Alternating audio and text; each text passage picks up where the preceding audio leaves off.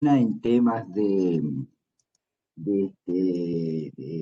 realidad de la economía de la salud, es un especialista en discusiones sobre estructuras de mercado, sobre competencia, y tiene una base muy sólida, ha dado una atención muy grande a todos los temas también empíricos relacionados con innovación, estructura de mercado, los factores determinantes del progreso técnico y el impacto que tiene sobre la desigualdad.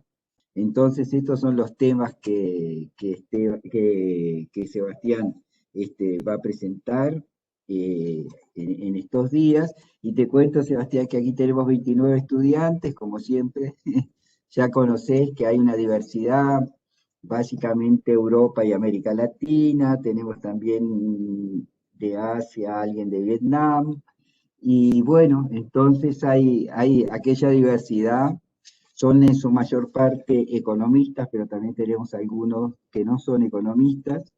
Entonces también les damos la libertad de que si no entienden algo, de que si en algún momento precisan que un concepto sea un poco mejor explicado, ellos a través del chat te van a manifestar. La idea es que la clase dure hasta las 11:30 y que ellos tengan algunos minutos para hacer preguntas por el chat y discutir contigo.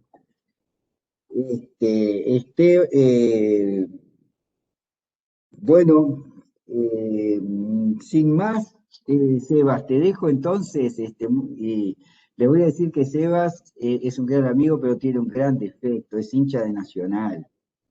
Y eso lo pone en la lucha de clases del lado del enemigo, digamos así, pero aún así lo queremos mucho. Este, bueno, gracias Sebastián, y te dejo entonces con los saludos.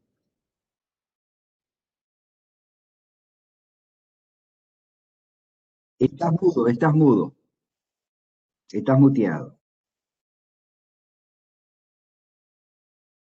Como verán, pasan los meses y uno sigue sin saber cómo comportarse en la pandemia, ¿no? Con el teléfono, con el Zoom muteado y todas esas cosas. ¿Se ve ahí las slides? ¿Las ven bien? Bien, perfecto. Excelente. Entonces, bueno, un gustazo estar compartiendo con ustedes. Van a ser unas charlas ahora, como dijo Gabriel, vamos a estar 1 hora y media compartiendo y después tenemos más de tarde otra hora del seminario, para lo cual ustedes tienen que michar unos papers, leer un poco unos trabajos y ahí vamos a conversar sobre eso. Y obviamente, como decía Gabriel, si en cualquier momento si tienen preguntas o dudas o lo que sea o comentarios, hablen nomás, siéntanse libres de interrumpir y arrancar a hablar. Lo que les voy a pedir es que lo que están viendo ahora pongan en video también, así lo hacemos un poquito más cercano. Así que anímense a estar ahí con video si pueden. Así les vemos las caras y nos podemos contactar un poquito más, rompemos un poco la distancia. Aprovechando que la distancia social se puede romper con estas cosas de internet, ¿no? Así que bueno, nada, cuando quieran, sacan el mute, como hice yo recién, que Gabriel me enseñó, y ahí nos comentan, nos hacen comentarios, sugerencias, no sé, lo que les pase. Así lo hacemos interactivo. La idea siempre, estas charlas son siempre cortas para tratar los temas que queremos tratar, pero la idea siempre es generar como una conexión y quedar conectados para el futuro, si ustedes tienen preguntas o en lo que están trabajando. La Escuela de Verano de CEPAL es un espacio súper rico y me parece que o sea, lo que lo hace más rico son ustedes, digamos, son las generaciones de estudiantes que vienen cada año con ideas nuevas, con inquietudes y nos van nutriendo a nosotros. Así que en ese caso somos nosotros siempre los que nos beneficiamos. Como decía Gabriel, la idea es comentar un poco sobre algunos aspectos que ustedes después van a ver en la parte micro, quizás más teóricamente con Tomaso. Entonces hoy queremos hablar como de algunas cosas, de algunas tendencias que están pasando en temas de desigualdad, tecnología, instituciones y productividad, ¿sí? ¿Por qué? Porque queremos dar como una mirada genérica que nos permita después, cuando vamos a pensar en un modelo que le vamos a imponer a la realidad para intentar sacar conclusiones, queremos que primero el modelo refleje las cosas que sabemos que están pasando, ¿sí? O sea, los modelos teóricos tienen que ser capaces de recoger la evidencia que nosotros sabemos que está sucediendo. Y después porque queremos también con nuestro modelo avanzar sobre la frontera del conocimiento, ¿sí? Básicamente empujar un poquito y lograr algunas cosas o lograr entender algunas cosas que todavía no sabemos, ¿sí? Entonces, yo voy a arrancar un poco con el tema de la desigualdad, que para mí es un tema súper relevante por cuestiones tanto económicas como filosóficas, digamos, y políticas, ideológicas. Y después nos vamos a acercar desde la desigualdad cada vez más a la firma, ¿no? A cómo entran las firmas en la desigualdad. Y en algún sentido es como traer esta discusión de la desigualdad, que ustedes probablemente conocen muy bien, con algunos autores que han estado en los últimos años golpeando todos estos temas, como Piketty o Milanovic u otra gente, traerlo un poco a la tradición de CEPAL, de la heterogeneidad estructural, ¿sí? Es decir, bueno, la desigualdad que vemos está reflejada de alguna manera en la estructura productiva y esas cosas se conectan mucho, ¿sí? Entonces, como traer un poco la discusión que está más en los grandes medios, a algunos temas que son intrínsecos y bien sabidos por esta casa, por la CEPAL, que sigue teniendo esa mirada y de ese trabajo, ¿sí? Entonces, en ese marco, yo les preguntaba, arrancaba como preguntándoles o haciéndolos reflexionar sobre cuál es el principal problema económico de la actualidad. Si yo les pregunto a ustedes, a ver si salimos si cortamos la distancia social, y ustedes se animan a comentar, ¿cuál es el principal problema económico que piensan que hay hoy en el mundo? Digamos? Año interesante, ¿no? El 2021 para pensar eso. ¿Cuál piensan que es el principal problema económico? Hola, Hola. yo diría la redistribución de la riqueza. Ok, o sea, ahí estamos derecho al tema de distribución como principal problema. Acá por el chat nos dicen que es el desbalance del poder, digamos, el poder político, entiendo, también supongo que el poder económico. Catalina nos dice que es la desigualdad también. Otras visiones, en general, desigualdad, entiendo que la distribución, dice Pablo.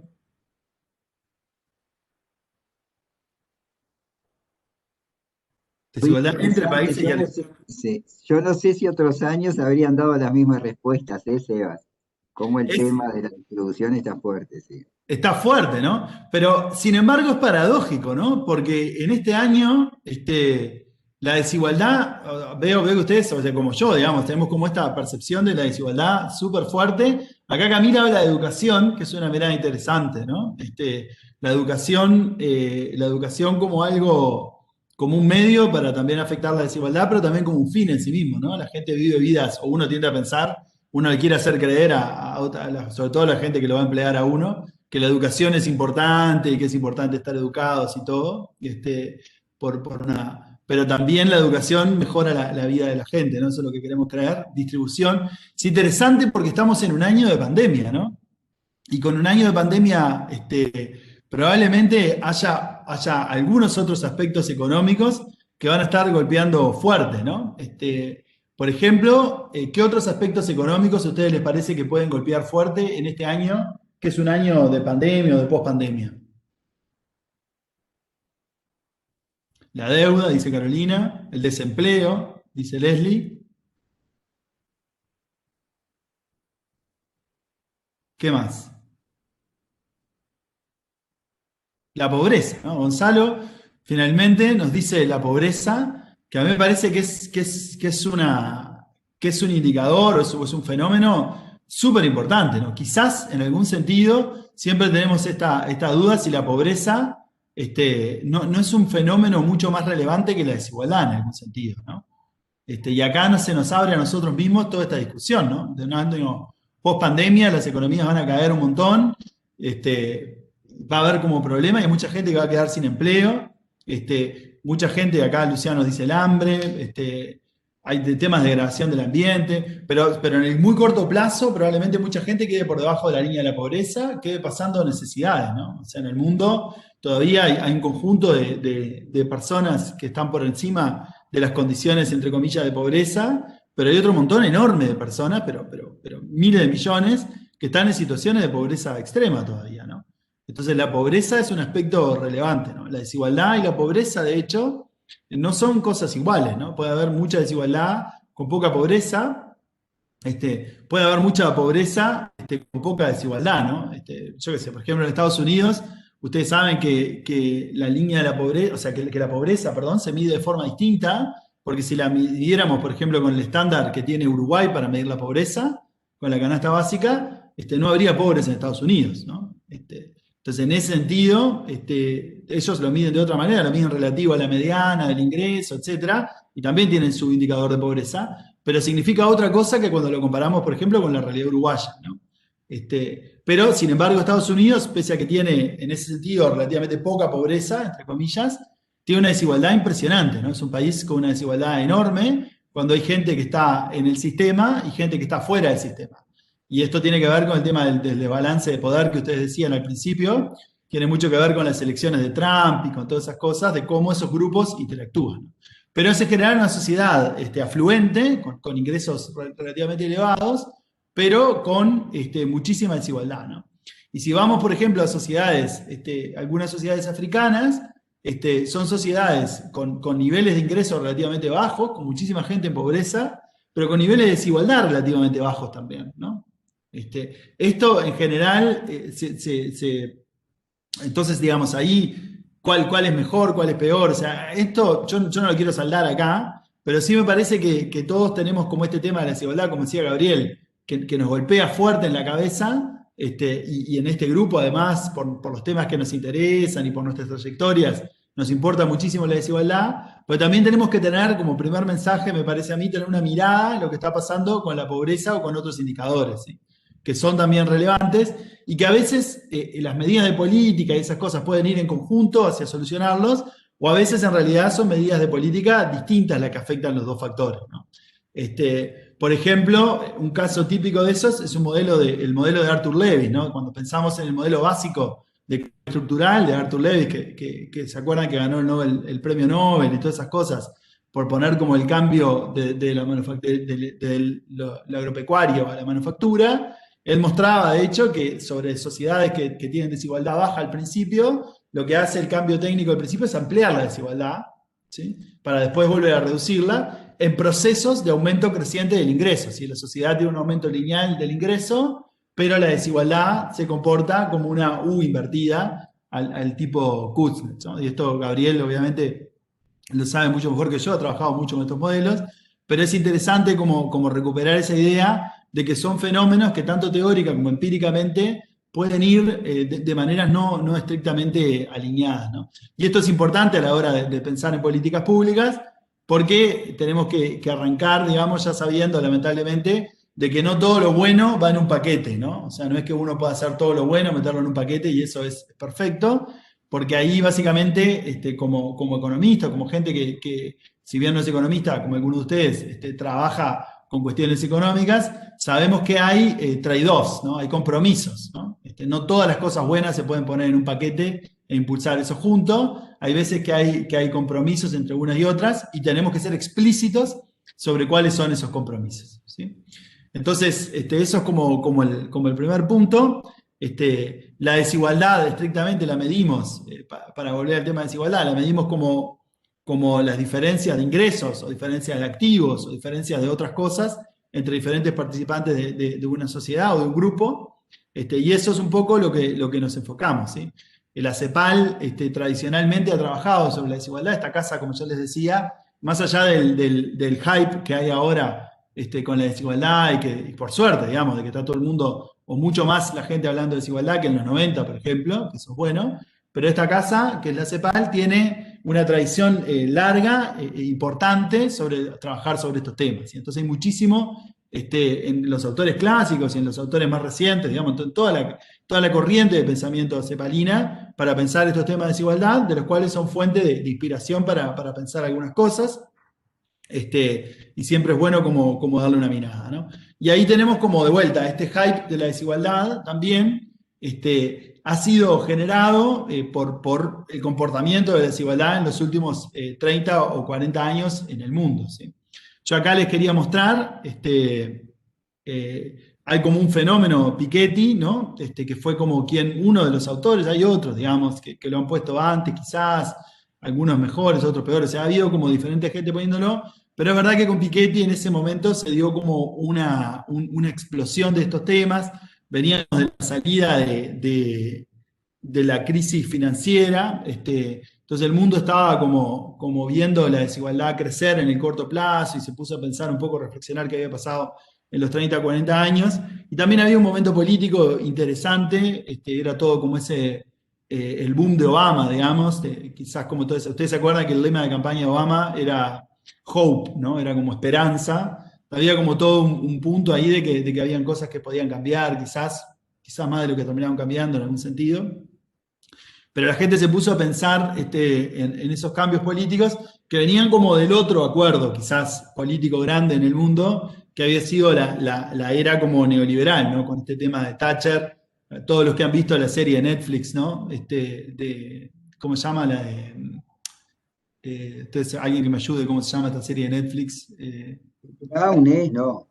¿Cómo es? Yo no The Crown, The Crown. exacto. The Crown. Yo no, te aclaro que yo no la miro, pero Bueno, deberíamos, acá Catarina también nos decía The Crown, pero hay que decirle a Gabriel que se lleva como deberes entonces mirar The Crown. yo para dejar claro, solo miro las series más intelectuales, digamos así. Está bien. Bueno, ahí aparece mientras que Gabriel mira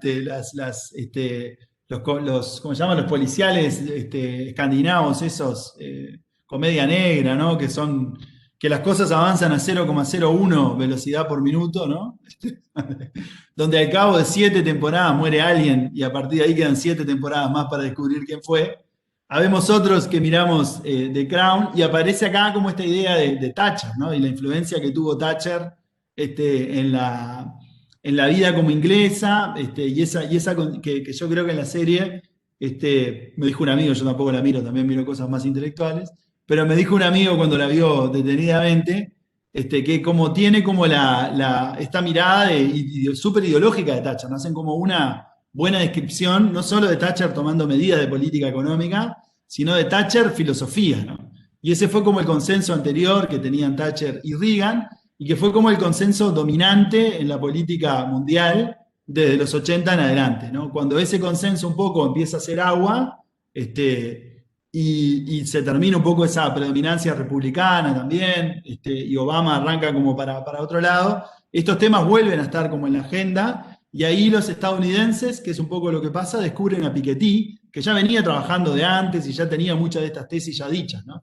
Pero ahí lo descubren en ese contexto político y hay como una explosión de Piketty, ¿no? Entonces yo les mostraba acá, estas son las búsquedas de Google Trends. Yo les pido que esto no está actualizado, lamentablemente, pido disculpas, pero les voy a pedir que de acá a la charla que vamos a tener en el seminario, ustedes, digamos, de tarde, va a ser a las 2 de la tarde, si estoy bien, 2:30 de la tarde de Chile, les voy a pedir que vayan y que entren a Google Trends y busquen de vuelta qué está pasando con Piketty, qué está pasando con estas tendencias, para tener una idea de qué es lo que está buscando la gente en Google, ¿no? Que es una manera de ver en qué está la discusión pública, ¿no? Y acá lo que ven es que hay como toda una explosión de Piketty, básicamente ahí sobre principios del 14, está como toda una explosión de búsqueda de Piketty en la red, ¿no? Para que tengan para comparar, este pico amarillo acá de búsqueda de Google, son las búsquedas de Google que hay cuando ganó el Nobel en el año 15 Jean Tirole, que es un economista muy conocido, que trabaja en temas de organización de mercados, etc. Él ganó el Nobel, el día que ganó el Nobel, la gente se puso a buscar en Google, gente de todo tipo, ¿no? O sea, los economistas obviamente lo conocen a Tirole, pero el público en general se puso a buscar en Google Tirole, y este fue el golpe que tuvo en sus búsquedas en Google. Bueno, cuando la gente explotó Piketty, este fue el salto que tuvo, ¿no? Para que hagan una idea de que el fenómeno Piketty fue como muy fuerte, ¿no? O sea, eso puso los temas de desigualdad en la agenda, y la gente empezó a preguntarse abiertamente quién es este señor Piketty, ¿no? Y correlacionado con esta idea de qué es lo que está pasando con la desigualdad, ¿no? Cuando empezamos a ver quién en el mundo lo buscó, ahí somos un poco menos optimistas en algún sentido con este fenómeno.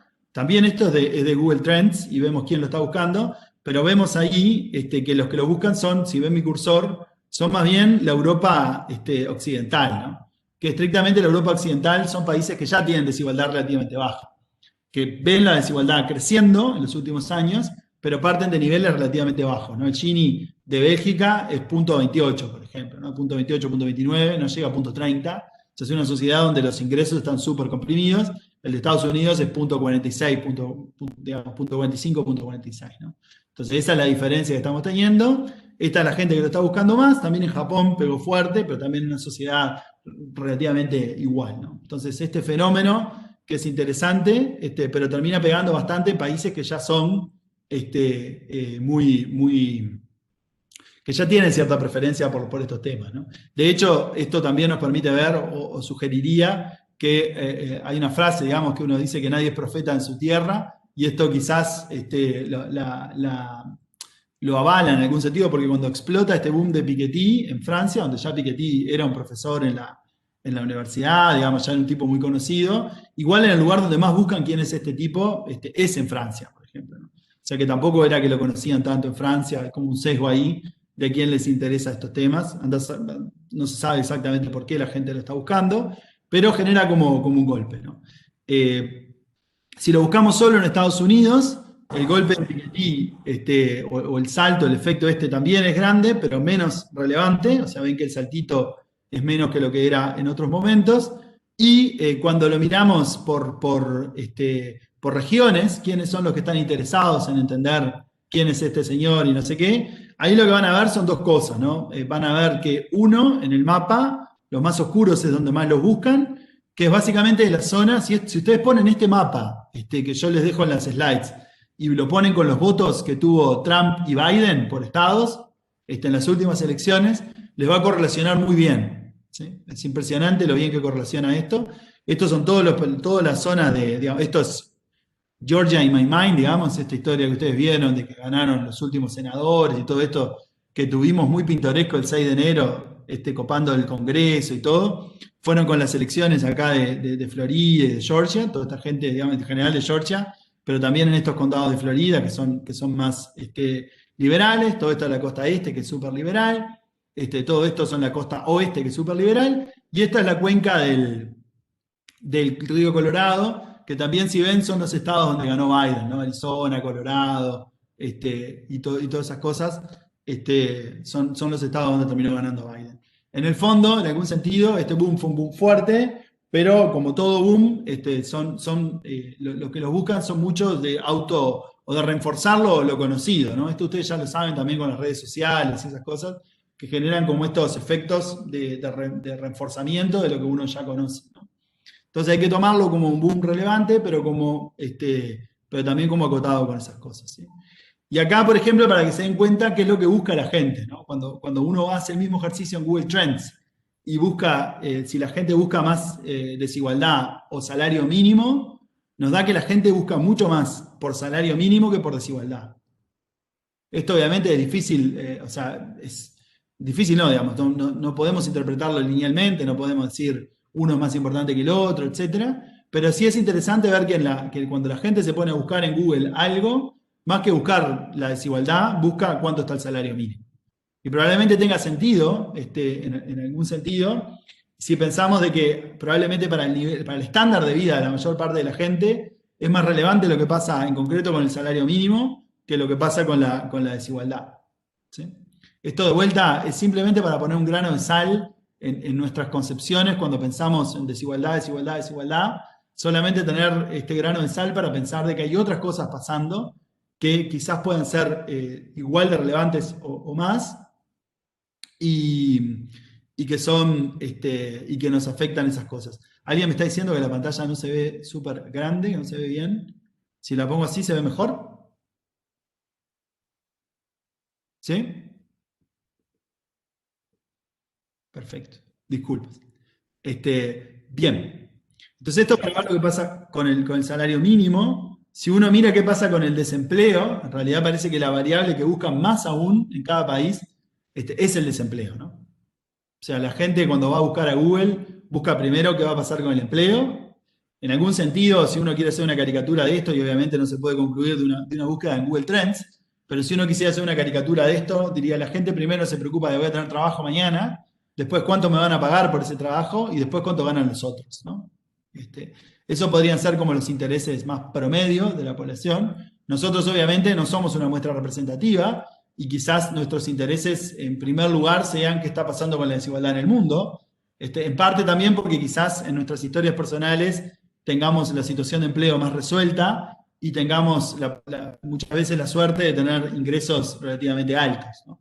Entonces, esto es una cuestión como para tener, me parece, en la cabeza de cuando pensamos en estos fenómenos, en qué parte estamos pensando, qué parte podemos explicar, qué parte no, y cuánto correlacionan con los intereses de la población, ¿no? Esto es relevante en algún sentido, yo no soy un cientista político, ustedes saben, pero me parece que estas cuestiones en general son relevantes a la hora de arrancar estos temas para después llevarse menos sorpresa, como por ejemplo se llevaron los demócratas cuando ganó Trump, ¿no? Que decían, bueno, ¿qué fue lo que pasó? Nosotros hablábamos de un montón de cosas que eran relevantes, Obama tenía la agenda correcta, y sin embargo ganó Trump los votos. Bueno, quizás es que hay intereses de alguna gente que están por fuera de esta agenda también, con algunas preguntas que a veces pueden ser incluso más acuciantes para la situación de estas personas, ¿no? Entonces, me parece que esto es relevante tenerlo. Yo les pido ahora que para el taller, a algunos de ustedes se tomen el trabajo de ir a Google Trends y mirar estas tendencias y mirar otras. Estoy seguro que se le deben estar ocurriendo otro montón de palabritas interesantes que capaz que pueden estar ahí jugando. Entonces hagan un trabajo ustedes en un ratito, digamos, no lleva mucho tiempo ir ahí a Google Trends, de mirar estas cosas para ver un poco si pueden sacar algo de lo que está pensando la gente, ¿no? Ya les digo, o sea, muy limitado el ejercicio, no es la forma correcta de hacerlo, obviamente, pero for what is worth, como dicen los gringos, ¿no? Para lo que valga, digamos. Bien, ¿qué pasó con la desigualdad en el mundo? Si yo les pregunto a ustedes en los últimos 40 años, ¿qué pasó con la desigualdad mundial? ¿Ustedes qué me responden?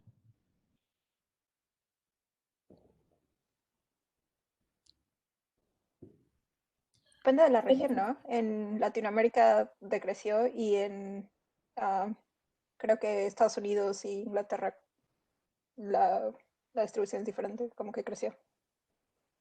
Claro, acá Leslie nos pone este punto que es importante. Tenemos que empezar a definir, cuando decimos qué pasó con la desigualdad mundial, tenemos que empezar a definir de qué desigualdad estamos hablando, ¿no? Leslie nos decía que está pasando, que pasó un poco con la desigualdad dentro de los países. Entonces nos dice, bueno, la desigualdad en los países desarrollados ha crecido, digamos, las economías en desarrollo han mostrado mayor desigualdad. Las economías desarrolladas, en Latinoamérica, por ejemplo, en los últimos 15 años, 20 años, tuvieron como cierta reducción de la desigualdad, ¿no? Todavía está en discusión eso, con alguna evidencia que intentan capturar como los ingresos súper altos, que son los que son siempre difíciles de capturar, pero en general tenemos como esta visión de que hubieron un conjunto de políticas redistributivas en los últimos 15 a 20 años en la región que ayudaron, ¿no? Y acá Luciano nos dice que aumentó en varios países, pero disminuyó en el mundo debido a China, ¿no? Luciano, ¿querés ampliar esto? ¿Querés sacar del mute y ampliar esto?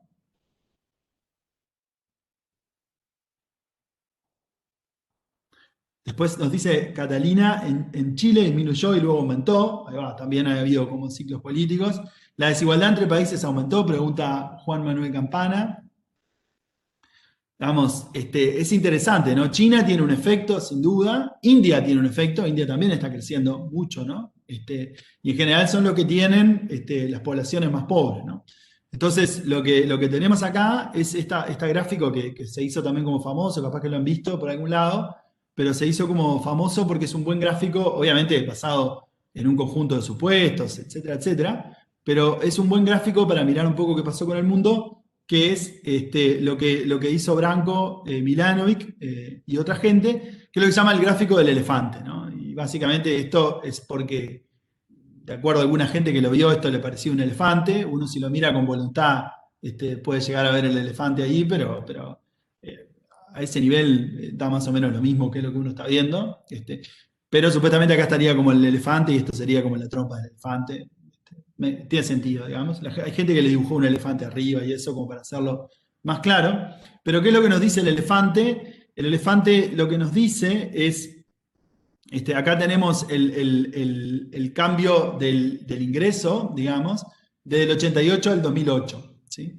Entonces acá tenemos los percentiles de la distribución global y qué les pasó en ese periodo en aumento, ¿no? Entonces, básicamente a la gente que estaba en el percentil 5 de la distribución global, el ingreso en ese periodo le subió un 15%, por ejemplo, ¿no? A la gente que estaba en el percentil 50 de la distribución global, el ingreso le subió aproximadamente un 65%, ¿no? Más o menos por acá. A la gente que estaba en el 80% de la distribución global, prácticamente el ingreso no le cambió. ¿sí? Acá en promedio da un poquito positivo, en algunas otras estimaciones da por abajo, pero no le cambia. Y a la gente que tiene suerte y que está en el 99% de la distribución global, el ingreso le subió también un montón. ¿Sí? Entonces, ¿cómo pensamos de esto a desigualdad? Lo que decimos es que si uno estaba más o menos en la mitad de la distribución, el ingreso le subió mucho, y acá tenemos los casos de la gente que estaba en China y en India, ¿no? Donde China e India aumentan y por lo tanto, haciendo algunos supuestos de cómo es la distribución dentro de los países, la gente que está en China y en India aumenta su ingreso, ¿sí? De alguna manera converge, porque esto es la media de ingreso de todo el mundo, la que está en rojo. Entonces la gente que está por arriba de la media se está acercando, le está yendo bien, la gente que está por debajo de la media le está yendo mal, ¿no? Entonces, en general acá, China, India y algunos otros países del sudeste asiático les está yendo bien, o les fue bien en este periodo. Aquí tenemos a los muy pobres, que es una población del África subsahariana, parte de ella, que les sigue yendo relativamente mal, ¿no? Siguen creciendo menos que el promedio.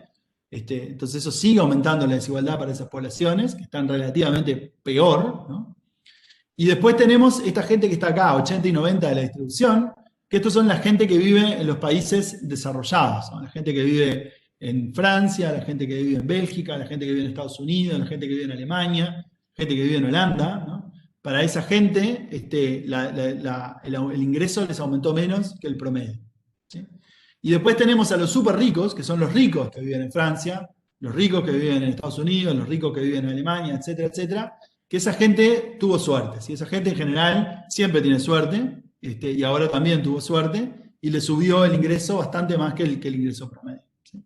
Entonces este es como el mapa de la desigualdad, dependiendo de quién estamos hablando, cómo le fue, ¿no? A nivel global, si uno es un trabajador en China, la desigualdad cayó, ¿no? O sea, desde esa perspectiva, el trabajador en China está mucho mejor, ¿no?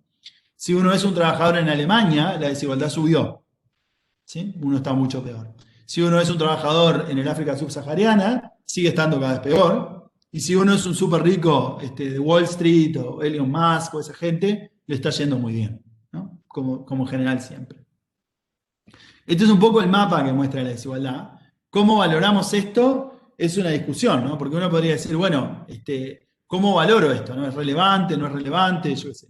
En parte, si fueran todos fenómenos independientes, no tendríamos tanto problema para valorarlo, pero probablemente estos fenómenos están interconectados, ¿no? El hecho de que en China las cosas estén mejorando tiene como contrapartida quizás de que en Alemania para los trabajadores no estén mejorando tanto, ¿no? Entonces son todos estos fenómenos entrelazados los que tenemos que ver, pero cuando planteamos que la desigualdad está subiendo en los últimos 40 años, tenemos que ser bien claros para qué personas lo estamos diciendo y en qué contexto, ¿no? No podemos hacer como el juicio general, ¿sí? Luciano nos dice que hubo concentración personal y también funcional de los ingresos, correcto, digamos, pero básicamente la conclusión que nos quedamos es que depende un poco para quién, ¿no? De qué mirada lo estamos viendo, y ver y sobre todo intentar entender cuáles son las interrelaciones, ¿no? Por eso este gráfico del elefante me parece súper relevante a la hora de pensar en quién estamos mirando y si esta discusión, digamos, del aumento de la desigualdad o este mundo complejo que estamos viendo, no es también un poco la discusión de los países desarrollados, ¿no? O sea, tenemos que tener cuidado con eso también, de cuánto aplica para todos los países del mundo y cuánto aplica para los países desarrollados, mirarlo un poco más con lupa a la hora de entender estos fenómenos, ¿sí? ¿Todo el mundo conmigo hasta acá? ¿Comentarios? Ok. Entonces, después de esto, básicamente, la otra mirada que yo les quiero dar es la mirada de los altos ingresos, ¿no? Es intentar entender un poco qué les pasó a la gente que gana mucho, ¿no? Y acá hay un conjunto, acá es como la línea de trabajo más fuerte que tiene Piketty, Saez, Atkinson, hay un conjunto de autores que están en esto, pero básicamente es como el grupo de Saez y Piketty. Atkinson falleció lamentablemente, pero son como Saez y Piketty, y también Zuckman, que estaba trabajando con Saez en Berkeley, son como los que están liderando este proceso y obviamente tiene un ejército de personas que están haciendo diferentes trabajos, contribuyendo a pensar el mapa global y estudiar para diferentes casos, etcétera, etcétera, pero quizás sean ellos que están liderando como la parte actual de esto. Y acá nos muestra un poco qué pasó con la desigualdad de ingresos en Europa y en Estados Unidos. ¿Sí? O sea, vieron que acá, como la discusión, un poco también por falta de datos, y eso es lo que ahora están intentando remediar, pero como la discusión inmediatamente empieza, porque cuando empezamos a mirar gráficos y etcétera, empieza como a centrarse en países desarrollados, ¿no? Estamos comparando Europa con Estados Unidos, cuando quizás no sea toda la película, ¿no? Ni desde el punto de vista más de los fenómenos que estamos estudiando, ni tampoco desde el punto de vista del bienestar, cuánto impacten, ¿no? Quizás estudiar otras realidades impacte más que estudiar alemanes, que de verdad que no ha cambiado mucho el ingreso de los alemanes en el percentil 50, por ejemplo, no les cambió el ingreso en los últimos años, lo vamos a ver después, los últimos 40 años, pero ya un alemán en los 80 estaba relativamente bien en el mundo, comparado con una persona en África o en Sudamérica o en Asia en el 80, ¿no? Entonces esto es como para tener siempre esa historia en la cabeza. ¿Sí? Pero bueno, mirando qué pasó con la desigualdad del ingreso en el último siglo largo, lo que vemos es que en Europa el 10% de gente con más ingreso acumulaba el 45% del total de ingreso. ¿Sí? O sea, era una distribución del ingreso súper concentrada en Europa antes de la Primera Guerra Mundial. Y obviamente, y en Estados Unidos era alta también, era súper alto, pero un poco menos concentrado que en Europa. De hecho, ¿sí? Los europeos y toda esa historia, cuando uno viene acá a Europa y sale a caminar y ve una cantidad de edificios bonitos y todo el Art Nouveau y el Art Deco y todos esos movimientos tan hermosos, que tienen todavía edificios hermosos en las callecitas de Europa, en parte están originados por esta distribución del ingreso, que era tremendamente concentrada. ¿Sí? O sea, esas casas hermosas que, o sea, quizás, ¿cuáles son las casas? Si yo les pregunto a ustedes de estos movimientos modernistas de arquitectura, ¿cuáles son las casas más famosas o el arquitecto más famoso? ¿Ustedes qué me dirían? En Barcelona, ¿cómo se llama? No me acuerdo el nombre. Casa Batlló, era de Gaudí. Exacto, ¿no? Es, digamos, Gaudí, la casa Batlló, entonces, bueno, Batlló era una familia, ¿no? Básicamente, y esa familia Batlló era tan rica que se pudo hacer ese despropósito de casa en la avenida Nueva, en el ensanche de Barcelona, que era ese lugar donde Barcelona cambió su planificación urbana porque era una ciudad rica y puso a todos los ricos a hacerse casas en ese lugar, ¿no? En general es un movimiento que pasa en toda Europa, en la segunda mitad del siglo XIX y principio del siglo XX. Acá en Bruselas, por ejemplo, hay una avenida Luisa, que tiene el mismo fenómeno, están todas las casas de los ricos, etcétera, etcétera, y también en París, digamos, todos esos fenómenos que ven ahí. Quizá Gaudí sea el más famoso, pero eso se sustenta en base a una tremenda concentración del ingreso que había antes de la Primera Guerra Mundial, ¿no? De hecho, hoy que ha subido mucho la distribución del ingreso, la concentración del ingreso también, ya los ricos cambiaron de preferencia y ya no se hacen esas casas por lo menos en el centro de las ciudades, ¿no? Ahora se las hacen más lejos, pero es un fenómeno bien de la segunda mitad del siglo XIX, eso de que los ricos, las familias ricas, se hacían sus casas mostrando todo su potencial económico en los lugares centrales de la ciudad, ¿no? Hoy son hermosas y a todos nos parecen súper cool todo el modernismo de Gaudí, pero en el fondo representa un periodo de desigualdad súper grande en el mundo, ¿no? En Estados Unidos era un poco menos, pero también era grande. Y después vienen las guerras mundiales. Y las guerras mundiales básicamente son un cambio grande en la distribución del ingreso, por diferentes motivos, probablemente ligado a que hay mucha destrucción de fuentes de ingreso, en particular del capital, que se destruye mucho en la guerra, pero también porque de alguna manera, después de eventos traumáticos como las guerras mundiales, hay como un cambio en el pacto social, ¿no? Toda esta cuestión de que los sistemas impositivos y la desigualdad revela como algún sentido el pacto fiscal y el pacto social que tienen las sociedades, también es parte de la tradición de la CEPAL. Yo creo que Gabriel debe recordar mejor que yo de qué año es, pero hay un documento de CEPAL que justamente se llama el nuevo pacto fiscal, ¿no? O así, un nuevo pacto fiscal. Creo que es el del 2014, Pactos para la Igualdad. Pactos para la Igualdad. No, ahí va, pero creo que hay uno anterior, si no me acuerdo mal, que viene, pero está el del Pacto de la Igualdad también, que refleja esta idea claramente de que en el fondo la distribución es un pacto que hacen las sociedades, ¿no? Y yo creo que una buena mirada de eso es lo que pasó en el periodo de entreguerras y posguerra, donde obviamente el pacto social cambia, entre otras cosas, para otro amigo mío mira otra serie, que yo no miro tampoco porque no es suficientemente intelectual, pero que se llama Peaky Blinders, que no sé si la vieron, que bueno, que básicamente habla como de esa gente que son los retornados de la Primera Guerra Mundial, que estuvieron ahí, que tienen manejo de armas, un montón de cuestiones que son una población que hay que atenderla de una manera u otra. Los Peaky Blinders son una pandilla, digamos, basada en hechos reales, una pandilla en Birmingham, ahí creo, pero bueno, digamos, hay otros, pero tienen un poco como esa historia, ¿no? Obviamente, estas pandillas armadas que tenían capacidad de poder y que vivían armadas terminaron muy mal, ¿no? Porque ustedes saben que una de estas pandillas armadas no fue otra que el Partido Nacional Socialista en Alemania, ¿no? Que después termina transformándose en el partido y va a las elecciones y todo el coso del partido nazi y todas las barbaridades que hacen, pero habla justamente de un periodo en el cual la Belle Époque, que era el periodo de las casas de Gaudí, se termina y las sociedades europeas y americanas empiezan a crujir, ¿no? Pandilla de Nueva York, que es una película que capaz que vieron, que también está como ubicada en esta idea y también habla, no de la Primera Guerra Mundial, poco antes, pero también habla de estas pandillas que se van creando en las ciudades, que también hay que ver cómo se realocan en sociedades que son muy desiguales, ¿no?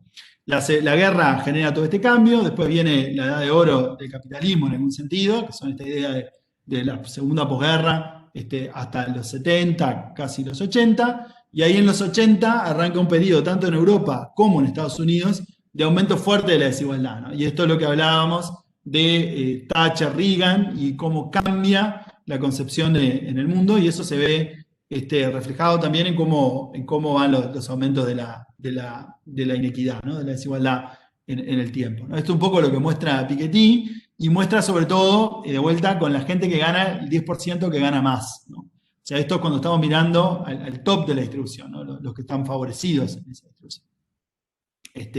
Cuando lo miramos en riqueza, de hecho, el panorama es peor todavía, ¿no? Eso es una cosa que en general tiende a no estar evaluada en la literatura, o tiende a no estar tan presente en la literatura o en la discusión histórica. Yo les decía hoy más temprano que en Bélgica la distribución del ingreso es 0,28.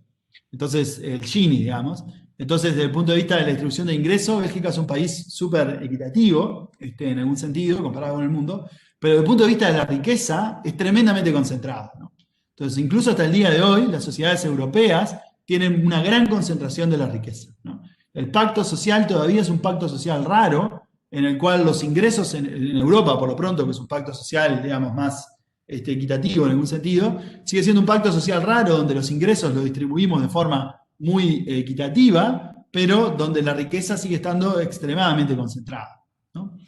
Si uno mira las gráficas estas que hacen Piketty y otros, dice que el 10% de la gente que tiene más riqueza en Europa, antes de la guerra, tenía el 90% de la riqueza, ¿no? Esto es lo que yo les digo de la familia Batló, de la familia que mandó a hacer la Pedrera, de la familia que mandó a hacer el Parc Güell, ¿no? O sea, básicamente este señor Güell, que era dueño de tal riqueza que mandó a hacer un parque en Barcelona, donde obviamente iba a poder ir poniendo casas, etcétera, etcétera, pero donde lo mandó a hacer para él, digamos, ¿no? Con todo eso, no sé si alguna vez vieron fotos o fueron, que es muy bonito, etcétera, etcétera. También toda esta gente, es verdad que tenía toda esta riqueza, pero tuvo que lidiar con Gaudí, que no les terminaba nada de lo que les prometía, ¿no? Entonces, en algún sentido, hay como una compensación con eso. Pero imagínense el nivel de riqueza que tenía esta gente que se mandaba a hacer esas cosas, ¿no? Era en algún sentido bastante obsceno, ¿no? Eso ha bajado un poco, pero sigue bastante alto, ¿no? En Estados Unidos, de hecho, era más bajo que en Europa, de vuelta, sociedades más jóvenes tenían menos acumulación de riqueza, pero con el correr del tiempo en Estados Unidos subió, y el 10% de la gente que tiene más riqueza acumula a finales del 2010 el 70% de la riqueza total de Estados Unidos. En Europa es un poco menor, pero es el 65%, ¿no? Se da una idea de que si bien, de vuelta, los ingresos parecen estar relativamente menos concentrados en Europa que en Estados Unidos, y eso es lo que nos marcaba el gráfico anterior, donde la diferencia parece considerable, la riqueza no muestra esa diferencia, ¿no? Y obviamente la riqueza, para ver la desigualdad, probablemente sea más relevante todavía que el ingreso. porque la riqueza estamos hablando o sea, uno puede ganar bien en su vida, pero si uno nace en una familia que tiene activos, que tiene campos, o piensen en la realidad en Uruguay por lo pronto, como la quinta esencia de ser rico es tener campos, ¿no? Es tener tierra, propiedad en la tierra. Entonces, por más que uno gane muy bien en su vida y que tenga muchos ingresos, probablemente nunca llegue a ser capaz de adquirir montos razonables de tierra como para tener un activo en tierra, ¿no? O sea, la tierra es una cosa que en general se traslada a nivel de herencias y esas cosas. Eso es relevante a la hora de pensar los sistemas tributarios, desigualdad y esas cosas, ¿sí? ¿Todo el mundo conmigo hasta acá? Y acá viene toda esa parte famosa de Piketty. ¿Ustedes se acuerdan que cuando Piketty, el libro de Piketty se traduce en inglés y se vuelve un boom, digamos? Había gente que se ponía en las camisetas R mayor que G, ¿no? Y se ponía eso en las camisetas. Incluso todos los que nos gusta esta movida hipster, nos teníamos tazas de café que decían R mayor que G. O sea, todo nuestro consumo caro y hipster lo adecuábamos al merchandising del R mayor que G, ¿no? Porque era como el concepto central de Piketty, que nos decía que la tasa de retorno del capital era más grande que la tasa de crecimiento de la economía. Cuando uno mira la tasa de retorno del capital, es lo que gana el capital. Cuando uno mira la tasa de crecimiento de la economía, en algún sentido es un promedio ponderado entre lo que gana el capital y lo que gana el trabajo, un poco relacionado a lo que nos decía Luciano de la distribución del ingreso funcional, digamos, él marcaba el tema de la distribución de ingresos funcional. Bueno, piensen en el PBI como un promedio ponderado de lo que gana el capital y lo que gana el trabajo. Entonces, básicamente, Piketty nos decía, si lo que gana el capital es mayor a lo que gana ponderadamente el trabajo y el capital, quiere decir que el capital se está haciendo cada vez más parte de la riqueza, ¿no? ¿Se entiende esto? ¿Sí? Entonces nos mostraba Piketty qué pasaba con los retornos de capital desde el nacimiento de Cristo hasta el 2100, ¿no? Obviamente hasta el 2100 ha sido una proyección y los números del nacimiento de Cristo ustedes lo tienen que tomar también con un grano de sal, ¿no? Porque obviamente tener datos de distribución funcional del ingreso o de crecimiento del nacimiento de Cristo no es una tarea sencilla, ¿no? Pero con un poco de fe uno puede creer que estos datos reflejan cierta realidad, y básicamente nos dice que el crecimiento del capital, nos dice esta historia de Piketty, fue más o menos 4,5 en los últimos 2000 años de historia, ¿no? En algún momento subió un poquito hasta el 5, quizás llegó un poquito más ahora sobre el final, pero en general fue 4,5, un poquito más en los últimos 2100 años de historia. Y el crecimiento de la economía fue mucho menos en general. Bueno, básicamente acá ustedes saben que esto es básicamente el periodo malthusiano, en el cual las economías no crecían mucho, estaban básicamente como estancadas. De vuelta, uno piensa en el periodo malthusiano y que las economías no crecen, y después ve fotos de lo que es Florencia, o de lo que es Venecia, o de lo que es Brujas, ¿no? Y cuando uno, por ejemplo, viene acá a Brujas y ve todas las casas de eso, y ve toda esa riqueza hermosa, ver y todas las casitas, eso en realidad lo que está viendo es lo mismo que ve cuando ve a Gaudí, ¿no? Está viendo es desigualdad, porque sobre PBI que no crece mucho, el hecho de que alguna gente construya esas casas quiere decir que la desigualdad está aumentando, ¿no? O sea, son periodos donde hay poco de aumento del PBI y bastante aumento de la desigualdad, ¿no? Eso para tener como la idea. Pero igual en cualquier caso, esta es la época malthusiana, crece relativamente poco el producto y después el producto crece. Pero como ven, lo primero que ven es que el crecimiento del producto, que es esta línea, que es la G, está siempre por debajo de la tasa de crecimiento del capital, ¿no? Entonces, si esto fuera correcto, siempre tendríamos que haber habido aumento de la desigualdad, y los datos que tenemos de antes nos dicen que no siempre pasó, ¿sí? De que aumento de la desigualdad no hubieron siempre. Entonces, algo más tiene que estar pasando aquí, ¿no? Y lo que está pasando, nos dice Piketty, es el tema de los impuestos, ¿no? Es una historia de los impuestos a la riqueza, o los impuestos a los altos ingresos, ¿sí? Y él dice, básicamente, esta es la tasa, esta que yo les mostraba acá, es la tasa sin impuestos. el Pure Rate of Return of Capital, dice acá, pre-tax, ¿no? Ven acá conmigo la pantalla. Y después él nos va a mostrar qué pasa post-taxes, ¿no? Entonces va a decir, post-taxes, en realidad venía como 4,5, pero en el periodo de las guerras y posguerra cae muchísimo. ¿Sí? Y esto es lo que hace que el crecimiento del producto en este periodo esté por encima del crecimiento del retorno del capital, ¿no? Y esto es lo que hace que en este periodo veamos la caída de la desigualdad. Y lo que va a pasar es que después el crecimiento, el retorno del capital va a volver a ese 4 o 5%, ¿no? 4,5%, porque de vuelta los taxes van a volver a bajar, entonces va a volver a su tendencia de 4,5% que estaba antes, que estaba pre-tax antes, y el crecimiento del producto se va a desacelerar. Entonces esta diferencia, va a decir Piketty, es lo que va a generar el aumento de la desigualdad, ¿no? ¿Se entiende esto? Esto es el R mayor que G, que andaba por toda la vuelta, y de vuelta que teníamos en nuestras copas de café, y etcétera. Es básicamente este gráfico que tenemos aquí. ¿Sí? ¿Todo el mundo mío? La contrapartida de esto, de vuelta, como les decía, son los impuestos. Entonces él nos va a mostrar que los top income tax rates, que es básicamente los taxes que tenía la gente que ganaba más en las economías, eran relativamente bajos aquí al principio, o sea, básicamente las grandes riquezas no pagaban, y esto es lo que yo le digo que es la Belle Époque europea, pero después, cuando empieza el siglo XX, empiezan a subir, hasta que en la edad de oro del capitalismo, para que vean, esto es el United Kingdom, o sea, esto es Inglaterra, digamos, el Reino Unido, y el Reino Unido tenía casi tasas confiscatorias a los ingresos del capital durante los periodos 50 al 80. ¿No? Vean acá, alto, vean que esto era mismo realmente alto, ¿no?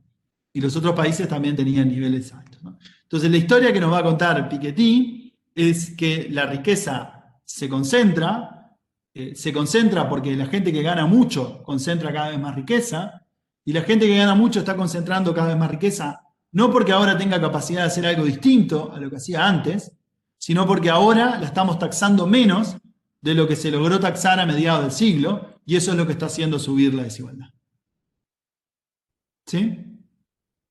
Entonces, va a ser un problema de taxas también en la economía actual. Exacto, sí. Reformar la taxación puede ser. Sí, y si ustedes miran la literatura esta, digamos, más como los papers que sacó Atkinson, el propio, digamos, si ustedes miran Piketty, su parte de los papers que lo llevaron a ser un profesor que estuvo en el MIT, etcétera, etcétera, son todos papers de taxación, ¿sí? Él lo que hace es como hacer modelos de optimal taxation, ¿no? Eso es lo que trabaja en su parte más como teórica, hace ese tipo de modelos, ¿sí? Entonces él viene, y los papers de Sáez, digamos de Manuel Sáez, también son papers de taxación, ¿no? Ellos van a poner el foco en los taxes de vuelta, porque van a decir, el retorno del capital es más o menos el mismo en los últimos 2000 años, ¿no? Lo que sí cambió fue que en algún momento le bajamos los taxes a esta gente, y esta gente empezó a acumular fortuna de vuelta, ¿no? Y eso es lo que nos está generando el problema de la riqueza. Entonces van a ir sobre taxes, y van a tener un poco más de taxes a los muy ricos, ¿no? De hecho, o sea, taxes a los muy ricos, impuesto al capital, impuesto a las grandes riquezas, etcétera, etcétera, impuesto a las herencias, ¿no? Esa es como la agenda que ellos llevan adelante. Y después van a decir, para la gente que tiene pobreza o que sufre otras condiciones, política social, ¿no? Entonces, como el paquete de reformas que ellos tienen es un paquete de reformas de impuestos a las grandes ganancias, a las grandes riquezas, etcétera, etcétera, y mejora de planes sociales, etcétera, etcétera, por el lado de la gente que gana poco, ¿no? Usar esa plata con planes sociales, ¿no? Esto obviamente es una caricatura, ellos tienen una visión un poco más compleja que esto, etcétera, etcétera, pero yo creo, en mi visión, estos son los acentos de esa corriente de pensamiento, ¿no? Entonces, nos abre una oportunidad grande para pensar en esta gente que gana mucho y qué vamos a hacer con eso, y es parte de lo que tenemos que hacer, pero en mi visión todavía nos deja espacio para pensar un poco cómo se interrelaciona esto con el sistema productivo, ¿no? Que es lo que no estamos viendo tan claro, o por lo menos yo no veo tan claro en esa literatura, ¿no? Entonces, en mi visión, una literatura súper importante para seguir, que está avanzando, que tenía un defecto principal al principio, que era solo sobre países desarrollados, que ahora se está arreglando, digamos, hay un conjunto de gente trabajando en la Paris School of Economics, quizás alguno de ustedes conozca o esté trabajando mismo en estos proyectos, que están como haciendo cosas para otros países de la región, pero para otros países de la región, de Latinoamérica y otros países del mundo. Entonces, en ese sentido, me parece que ahí se está avanzando, pero todavía no, a mí por lo pronto me deja quizás el flanco donde se puede avanzar en eso, es que logra conectar poco todavía con el sistema productivo, ¿no? Con lo que está pasando a nivel del el sistema productivo. ¿Sí? Ok, y acá básicamente, esto era un poco más de evidencia, pero que es básicamente cuánto gana la gente que gana mucho en Estados Unidos. Esto es lo que gana el 1% del ingreso, se lleva el 18% del total de ingreso, y la gente que gana el 0,1%, o sea, el 0,1 más rico de la población, se lleva el 7, casi 7, entre 7 y el 8% de todo el ingreso, ¿no? Básicamente eso es para que se dé una idea de que el ingreso sí está concentrado y de que sí hay un problema con esta gente que gana mucho, ¿no? O sea, sí hay un foco de atención ahí. Quizás, o sea, esto no es decir no tiene valor, es decir, bueno, esto está ahí, es una cosa que se puede trabajar, estas son las herramientas para trabajarlo, pero probablemente también haya otra parte de la historia que tenga que ver con el sistema productivo, que por la inclinación de los autores queda un poquito, a mi gusto, desatendida en esta visión. ¿Sí? ¿Comentarios, preguntas? Sí, yo tengo un comentario. Por ejemplo, en 1970 se reducen los impuestos y más a las grandes empresas en los países desarrollados, pero esto obedece a las exigencias de acumulación del capital, es decir, cada vez tienen menos productividad, menos rentabilidad, y ante esas exigencias y ese conflicto permanente entre capital y salarios, pues ellos necesitan que crezca a un mayor ritmo el capital sobre los salarios para poder ser rentables y seguir produciendo. Yo, bueno, creo que va más o menos por ahí y no sé si en el tiempo actual podamos otra vez modificar esto por medio de una distribución secundaria del ingreso, o son estas exigencias del capital, que es el modo de producción capitalista, que son tan fuertes, pues que hace de cierto, no sé si de cierta manera incompatible estas dos fuerzas. Sí, es interesante lo que decís, porque básicamente en los 70, digamos, cuando se hacen estos cambios, por ejemplo, tanto la economía, o sea, aquellos que vieron The Crown, lo ven ahí clarito en los diálogos que tuvieron, pero los que no sabrán la historia esa de que las economías se encontraban con lo que se conoce como la estanflación, ¿no? Básicamente no crecían, tenían inflación, había toda una puja por la distribución de ingresos.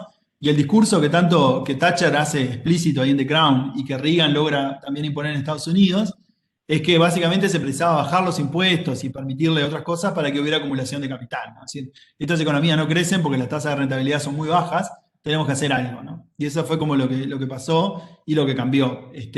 ¿Cómo podemos volver si uno quisiera volver eso para atrás y poner impuestos altos a las ganancias altas? ¿Cómo hacerlo? No es trivial, ¿no? O sea, obviamente hay que conseguir un consenso político que sea distinto. Hay gente que se está moviendo en esa dirección, pero obviamente es difícil, ¿no? Bien. Otro punto, yo después me voy a meter en la parte de la estructura productiva, que es lo que yo creo digamos, que es donde tenemos que conectar un poco más, o a intentar avanzar sobre estas cuestiones de Piketty y Sáez y otros. Pero antes de eso hay un punto que hacen Aghion y otros autores, Aghion, Blandel y otros autores, que dicen, bueno, ojo con los top earners, ojo con la gente que gana mucho, porque esta gente que gana mucho no solo es un problema para la distribución del ingreso, y no solo es un problema para la movilidad social, sino que capaz que son parte de la solución, ¿no? Y ahí tienen un paper interesante, que es como se llama Innovación y Desigualdad. Se llama en realidad Innovación y la desigualdad de la gente que gana mucho. Ya está, esto es un working paper, la versión que yo les mandé, creo, pero está publicado en el JPE, en el Journal of Political Economy el año pasado. Y básicamente la idea que tienen ellos es decir, ojo que el ingreso de la gente que gana mucho correlaciona mucho con las patentes, correlaciona mucho con la innovación, ¿sí? Y dicen, bueno, en realidad, si uno mira la actividad de patentes y el share de lo que ganan los que ganan mucho, correlacionan mucho. O sea, los lugares de Estados Unidos solo lo hacen a nivel de condados en Estados Unidos, y en los condados de Estados Unidos, donde hay mucha actividad de patentes, la gente que gana el 1% más rico gana mucho más que en los otros lugares.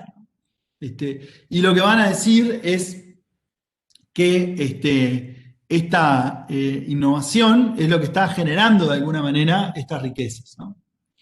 Y van a decir, si uno mira lo que le pasa al 99% de la población, el 99% de la población, la desigualdad no tiene nada que ver con la innovación, pero lo que le pasa al 1% de la población sí, al 1% más rico de la población sí. Entonces, todo como evidencia que va mostrando de decir, ojo que los altos ingresos están correlacionados, o el share alto de la gente que gana altos ingresos, está correlacionado con la actividad de innovación. Y además, la actividad de innovación es relevante porque la actividad de innovación, van a decir, es lo que permite la movilidad social, ¿no?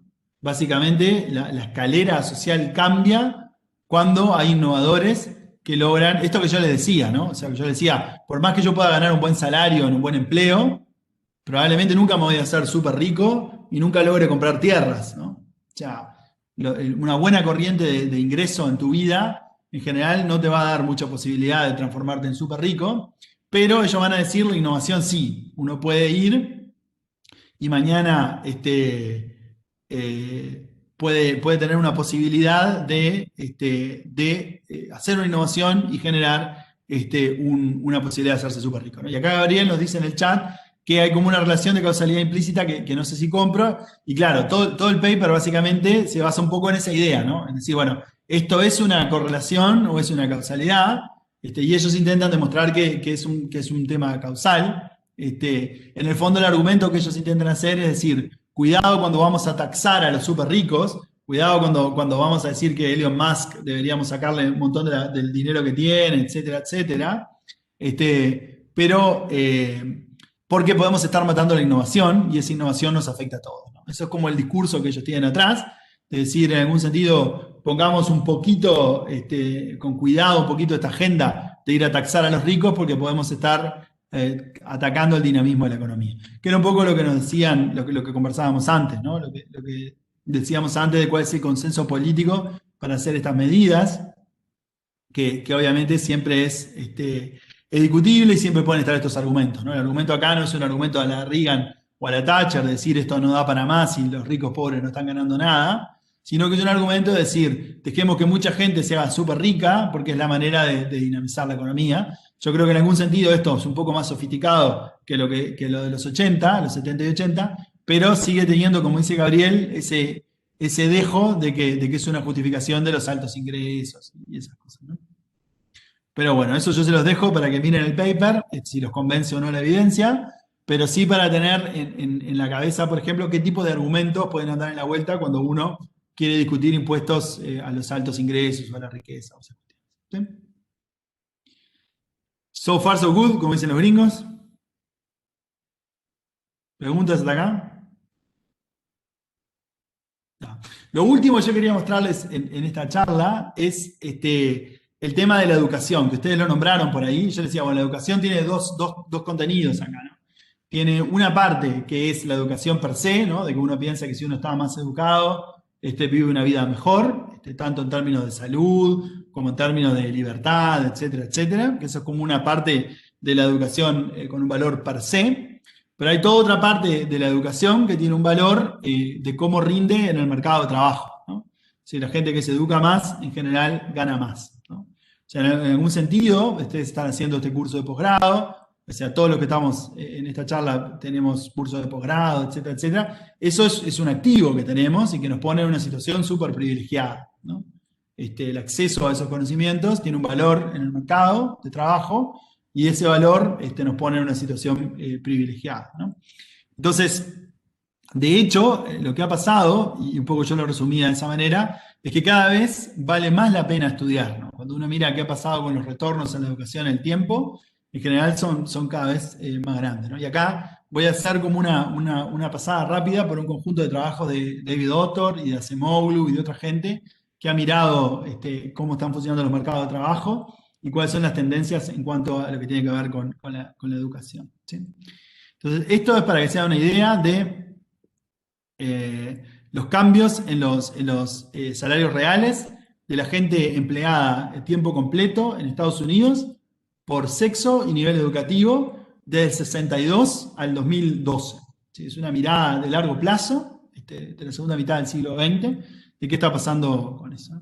Y acá tenemos la gente que, estos son los hombres, en el panel de la izquierda, son los hombres que, el problema que tienen estos gráficos para mí es que yo soy daltónico, entonces siempre me meto en este programa de que intentar analizar estos gráficos es complicado, pero ustedes me tendrán un poco de paciencia y me ayudarán, y si ven que estoy diciendo algo muy disparatado, me interrumpirán y me dirán que es un disparate, ¿no? Pero yo le voy a decir esta de abajo, que para mí es violeta, puede ser, que pasa ustedes lo ven como de otro color, oscuro, no sé, veo ahí caras indecisas también, así que se ve que no es una tarea fácil. Pero bueno, esto lo que quiere decir es la gente que estos son high school dropout, ¿no? Esta gente que no terminó la secundaria, ¿no? Y esta gente que no terminó la secundaria en Estados Unidos, supongamos, ganaba 1 en el 63. De hecho, hasta los 70 le fue bien, su salario real aumentó, pero a partir de ahí se le vino un mal periodo, ¿sí? Y de hecho, en el 2012 termina ganando menos en términos reales de lo que ganaba en el 64. ¿Sí? O sea, para esta gente, para la gente con este nivel educativo, el salario real le cayó. ¿Sí? Esto es bien interesante, o sea, esto yo quiero que lo vean porque es súper fuerte, ¿no? Estamos diciendo, por primera vez en la historia, que el nivel de ingreso de parte de la población en los últimos 50, 60 años cae, ¿no? En general, o sea, simplemente por el pasar del tiempo y la distribución de la productividad, etcétera, siempre tenía un nivel de ingreso más alto que el nivel de ingreso que tenía en generaciones anteriores, ¿no? La desigualdad puede hacer que a algunos se les fuera muy, muy bien y a mí me fuera un poquito mejor, pero no muy bien, que en términos relativos estuviera peor. Pero esto no es en términos relativos, esto es en términos absolutos, ¿no? Si yo agarro una persona en el 64 que haya sido un high school dropout, que no haya terminado la secundaria, y agarro otra persona que no haya terminado la secundaria en el 2012, la persona del 2012 en términos reales gana menos que la persona del 63. ¿Sí? Esto es un factor súper fuerte. A la gente que terminó el high school tampoco le fue tan bien, bueno, 10% más, pero tampoco es tanto, ¿no? A la gente que tiene algo de la universidad, le gana un 20% más que en el 63. ¿Sí? A la gente que tiene un grado universitario de los hombres ganan 40%, y los que tienen posgrado, como tenemos nosotros, por ejemplo, ya ganan casi el doble, ¿no? Un 90% más. ¿Sí? Aquí es donde ven la desigualdad, ¿no? Por nivel educativo, depende mucho qué educación tuviste, cuáles son tus retornos, ¿no? Es bastante fuerte eso, ¿no? Todavía con este hecho de que les cae a la gente que gana menos. Y cuando lo vemos para las mujeres la película es un poco menos fea, por lo menos para las mujeres que tienen el high school dropout, ¿no? Que básicamente estas mujeres que dejaron la secundaria, igual ganan un 20% más de lo que ganaban en el 63, ¿no? Entonces, ¿qué puede explicar esto? Si yo les pregunto a ustedes, ¿qué puede explicar esta diferencia entre los hombres y las mujeres? Los hombres, el panorama es muy malo porque ganan menos de lo que ganaban en el 63. Para las mujeres ganan un 20% más, ¿no? Entonces, ¿cómo tenemos que interpretar esto? ¿Qué se les ocurre?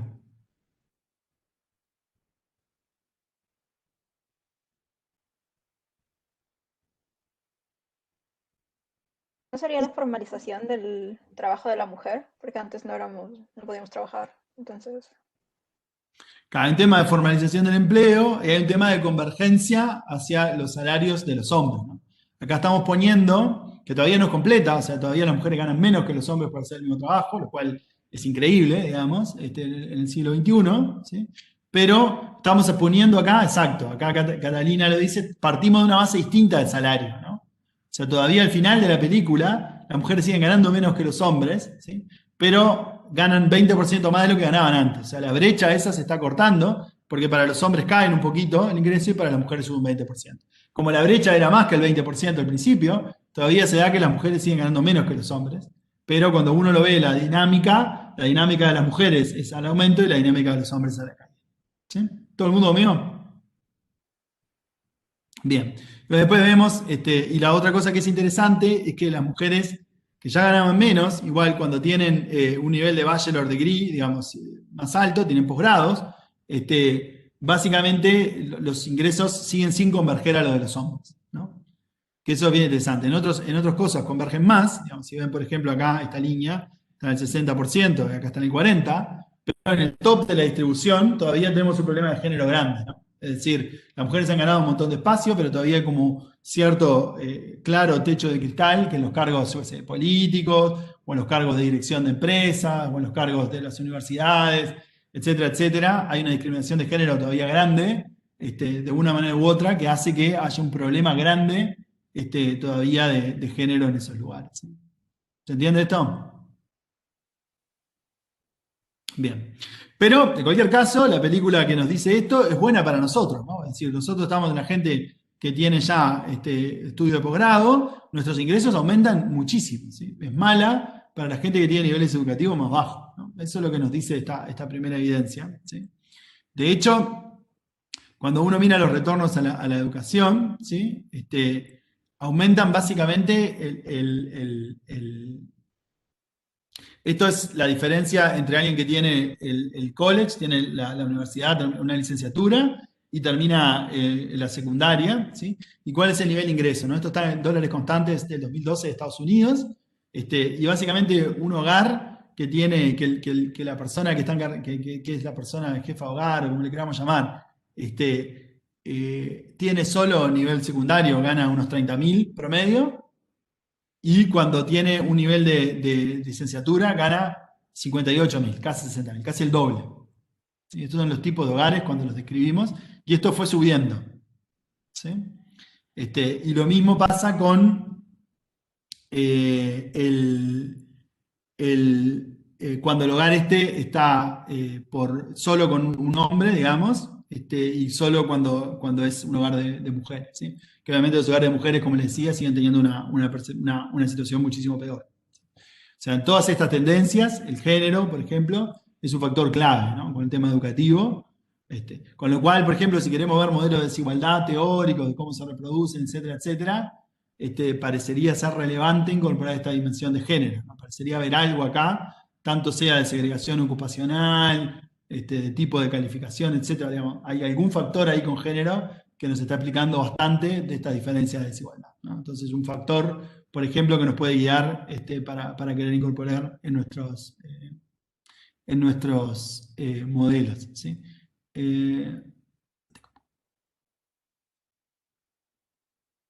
Sí, digamos, Camila nos dice que básicamente se pide más certificación para ingresar al mercado laboral, y es correcto, pero incluso la gente que entra se le paga distinto, ¿no? Esto es condicional, obviamente, en tener un empleo. Esto es gente que está trabajando, pero igual cuando entra en un lado o entra en el otro, está ganando menos, ¿no? Entonces, es correcto, en el margen extensivo hay un tema ahí para poder ingresar al mercado laboral, pero además en el margen intensivo, una vez que uno está dentro del mercado laboral, tiene una situación mucho peor, ¿no? Esto lo muestra la misma estadística para todos los países. Estados Unidos obviamente tiene las mayores brechas, pero todos los países del mundo desarrollado tienen este tipo de brechas educativas, ¿no? Digamos, de que estar más educado rinde más. Eso es verdad para Suecia, que es el que tiene menor brecha entre mayor nivel educativo y menos nivel educativo, y el más grande, como decía, es Estados Unidos. Alemania es bastante grande, de hecho, cuando uno lo ve. Pero es una cosa que se da en general en todos los países desarrollados. Esto es básicamente, ustedes saben que en Estados Unidos la gente tiene que pagar por ir a la universidad. En Europa, en general, es gratuita o bastante menos costosa. En Estados Unidos es bastante costosa para ir, uno tiene que pagar gran parte para ir a la universidad. En Europa es bastante menos, dependiendo del sistema, si tienen un complemento o no. En América Latina todavía hay algunas universidades, como la UBA en Buenos Aires, o si entiendo bien, la UNAM en México, o la Universidad de la República en Uruguay, que todavía tienen acceso abierto, uno no tiene que pagar matrícula. Pero bueno, esto lo que hacen es ver si aún viendo que uno tiene que pagar al principio para poder entrar, te dice cuánto es el valor presente neto de ir a la universidad, ¿no? Si yo mirara todo lo que vas a ganar en tu vida, aún descontando lo que vas a pagar, si te sirve o no te sirve ir a la universidad, si lo pensás como un proyecto de inversión. Y lo que les da que en Estados Unidos, ir a la universidad, en el 65 les daba a un hombre $213.000 dólares de ventaja, ir que no ir, aún teniendo que pagar el préstamo, etcétera, etcétera. Y esa brecha aumentó a 590.000 de ventaja. O sea que básicamente poder ir a la universidad en Estados Unidos es como si alguien te diera un bono, en promedio, es como si alguien te diera un bono por $600.000. ¿Sí? Eso para que se dé una idea de la cantidad de dinero que estamos hablando. ¿Sí? Bien, ¿comentarios hasta acá? Bien. Entonces, ¿cómo explicar esto, no? Ahora que estamos de acuerdo de que, primero para tener una idea, ¿no? Primero arrancamos con Piketty y dijimos, hay un problema con la gente que gana mucho, ¿no? Esta gente que gana mucho ahora está ganando mucho más, porque los impuestos bajaron, hay todas unas políticas para intentar hacerlo, ¿no? Que vienen por el lado de los impuestos a la riqueza, etcétera, etcétera, impuestos de herencia. Después dijimos, bueno, también está este tema de que capaz que estamos matando a la gallina de los huevos de oro, como decían por ahí, ¿no? En el cuento ese, la fábula. Pero hay como una discusión ahí. Y después nos fuimos a lo que le pasa al otro 99% de la gente, ¿no? En vez de mirar a la gente que gana más, al 1% que gana más o al 10% que gana más, empezamos a mirar al 90% que no gana más, ¿no? Que probablemente es donde está la mayor parte de la gente. Y para esa, obviamente, pues son el 90%. Entonces, obviamente para esa gente, lo primero que vemos es que cuánto ganan depende muchísimo de su nivel educativo, ¿no? Entonces, lo primero que tenemos que explicar es por qué el nivel educativo está afectando tanto lo que ganan esas personas, o que ganen tan distinto, que generen tanta desigualdad. ¿Se entiende la idea, la estructura de la charla hasta ahora? Entonces lo que vamos a hacer ahora es intentar explicar eso, ¿no? ¿Por qué cuando miramos ese 90% de la gente, o el 99% de la gente, lo que gana o lo que deja de ganar está tan correlacionado con su nivel educativo? ¿Sí? Y para eso vamos a recurrir, en primer lugar, hoy vamos a recurrir a algunas cosas en los minutos que nos quedan. Después mañana vamos a poner más a las firmas en esa discusión, más a las empresas. Pero hoy vamos a mirar esta idea, que fue como la primera idea que se intentó como generar a partir de esto, que es lo que se conoce como el Skill Bias Technological Change, ¿no? Es decir, el cambio técnico sucede de diversas formas en la economía, las economías se van volviendo cada vez más productivas. Ustedes saben que estrictamente el cambio técnico es la variable que está en el centro. Esto me va a corregir Gabriel, ¿no? Yo todas esas afirmaciones que hago sobre la CEPAL, que son temerarias, yo me miro a la cara de Gabriel y Gabriel me mira como diciendo, después de esta charla tenemos otra charla y te explico cómo funciona esto, pero básicamente para mí, digamos, el cambio técnico es como el centro del pensamiento de la CEPAL, ¿no? Cuando en realidad los primeros Previch y la primera gente que estaba pensando estos problemas se centra en la difusión del cambio técnico en las economías, como para entender qué es lo que está pasando. Entonces es como una cosa súper central en el pensamiento cepalino, ¿no? Entonces, en general el cambio técnico, ya la CEPAL decía, no funciona, no es una cosa homogénea que le pasa a todos los sectores. Acá hay una mirada que tiene que ver con cómo el cambio técnico afecta la productividad de las diferentes personas en la economía. Y cuando se habla del Skill Bias Technological Change, lo que se dice es que el cambio técnico lo que hace es aumentar más la productividad de las personas que tienen un nivel educativo más alto. Entonces, cuando viene el cambio técnico,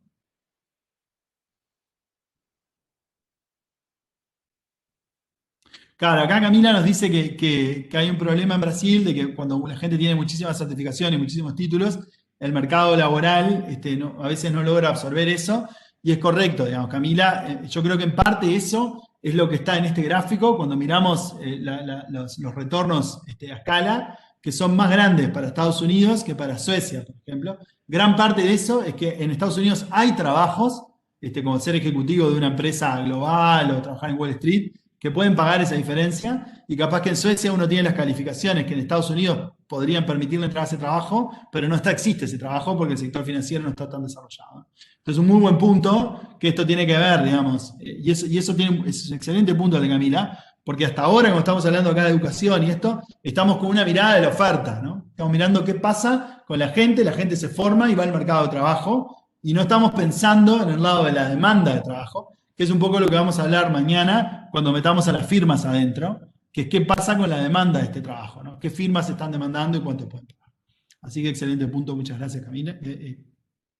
Gracias Camila. Sí. Acá tenemos Catalina, dice, el acceso a un mejor nivel educativo también depende del nivel de ingreso, sin duda, digamos, acá hay problema de desigualdad de base, de que obviamente llegar a niveles de formación mucho más altos, si uno nace en contextos críticos, es probablemente imposible, o muy difícil. Bien, pero bueno, esta idea del Skill Bias Technological Change, para lograrnos cerrar por hoy estos conceptos, es básicamente esa idea de que, yo esto lo voy a pasar más rápido, digamos, ustedes se quedan con las transparencias, hay alguna derivación acá matemática que no hace al caso, yo les voy a contar cuál es la intuición de esto, como veníamos hablando de lo otro, obviamente los que lo quieran ver, lo pueden ver, y obviamente aquellos que tengan dudas me pueden escribir y lo podemos conversar en otro lado, pero la derivación ahora que yo voy a mostrar, de la función de producción, etcétera, etcétera, no hace a la cuestión, digamos, ¿no? Lo que es relevante que nosotros nos quedemos es la idea esta de que el Skill Bias Technological Change lo que dice es que cuando viene el cambio técnico no aumenta la productividad de todo el mundo homogéneamente, aumenta más la productividad de la gente que está más educada. ¿Sí? Esa es como la... Y por lo tanto, como le aumenta más la productividad, le aumenta después más sus ingresos. ¿Sí? Entonces, básicamente, yo acá les mostraba, digamos, una derivación, de vuelta, que no vamos a ir sobre eso, pero que arranca con la función de producción de Solow. Ustedes habrán escuchado todo este tema del residuo de Solow, etcétera, etcétera. Y acá pensando de que el cambio técnico afectaba, esa era esta Z, que afectaba tanto al capital como al trabajo. ¿Sí? Y la gente hoy dice, bueno, esto no es verdad. Cuando el cambio técnico afecta más, afecta de diferente manera al trabajo calificado que al trabajo no calificado, ¿no? Y obviamente esto es una síntesis, hay diferentes tipos de trabajo, no solo calificado o no calificado, sino que hay diferentes tipos de calificaciones. Las calificaciones no son, obviamente, unidimensionales, ¿no? Yo, para alguna cosa, puedo estar súper calificado, o sea, puedo ser de las personas más calificadas en el mundo. En mi caso en particular, por ejemplo, para elegir el cuadro de fútbol, soy de los elegidos que tienen la mayor capacidad del mundo, y por eso he elegido a Nacional, ¿no? Pero para otras cosas, por ejemplo, las calificaciones son distintas, ¿no? Entonces, yo qué sé, para trabajar en otras cosas, no lo podría hacer. Entonces, todas estas cuestiones tenemos que tomarlas siempre de vuelta con un grano de sal. Son modelos que simplifican cosas, pero el modelito acá que simplifica dice, bueno, hay dos tipos de trabajo, trabajo calificado, trabajo no calificado. ¿Qué les pasa a esos dos tipos de trabajo? Y bueno, lo que dicen es que cuando el cambio técnico viene, el cambio técnico afecta más al trabajo calificado que al no calificado. Acá hay como unas derivaciones de vuelta que no son relevantes para nosotros, pero al final del día a lo que llegamos es a esto, ¿no? De que cuando miramos los salarios relativos, que los vamos a aproximar por la ecuación de salarios relativos, esos salarios relativos van a depender de la oferta de trabajo, de la cantidad de trabajo que hay calificado y la oferta de trabajo no calificado, y también van a depender de cuánto hubo de cambio técnico hacia el sector calificado y cuánto hubo de cambio técnico hacia el sector no calificado.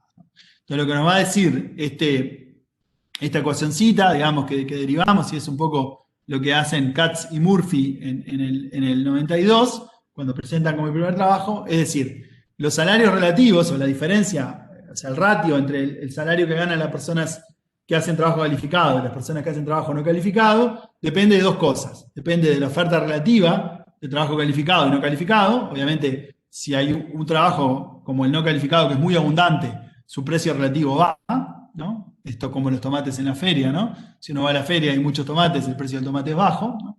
Pero también hay otra parte que está explicado porque hubo un cambio técnico que fue mucho más sesgado hacia el trabajo calificado que el trabajo no calificado. ¿Sí? ¿Se entiende esto?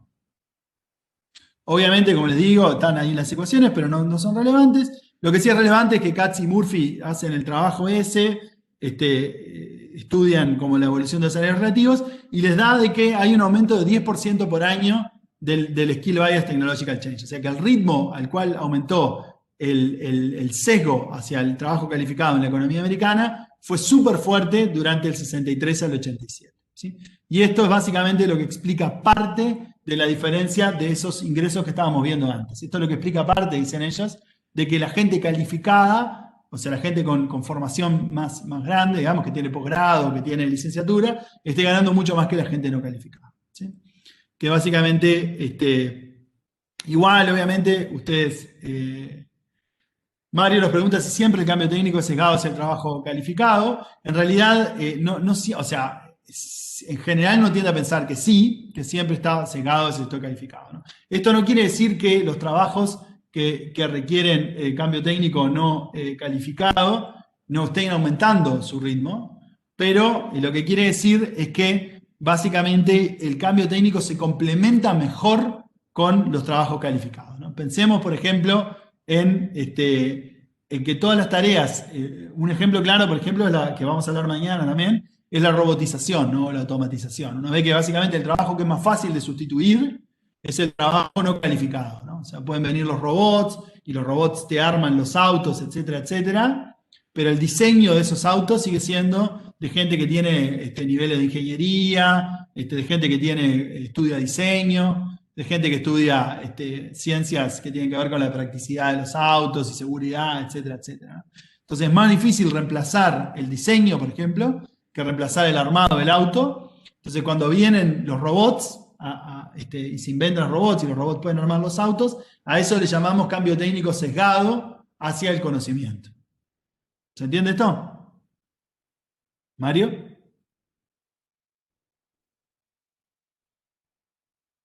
Sí, es un muy buen punto. Mario nos dice que en la primera revolución industrial hubo quizás un cambio técnico sesgado hacia el otro lado.